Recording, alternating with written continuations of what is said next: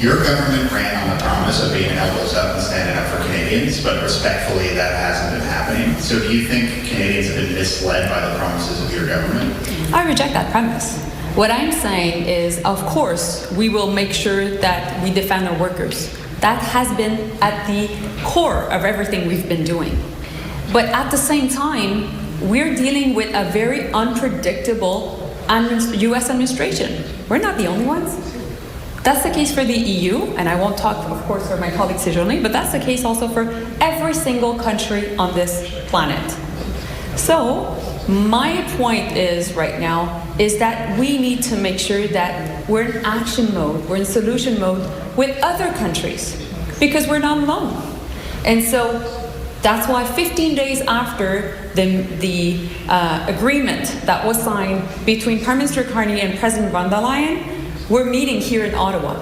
And within the next week, so the end of the summer, I'll be going to Europe, because we need to make sure that our businesses, our industries in Canada, are able to have access to European markets, and same for European companies having access to Canada. And that's our goal. Because while the US will decide to undergo this protectionism path, we know that together we can be in favor of free and open markets, and that's also a really good way to negotiate. Respectfully, Minister, there was no strong response, though, to, let's say, the increase of steel and aluminum tariffs. There was no strong response to the threat of copper tariffs incoming. Your government had to remove the DST simply just to get back to the negotiating table. So respectfully, what is the government actually doing to negotiate with the U.S. and stand up for Canadians? Well, you know, you're pretty much asking the same question as your colleagues. My answer is always the same.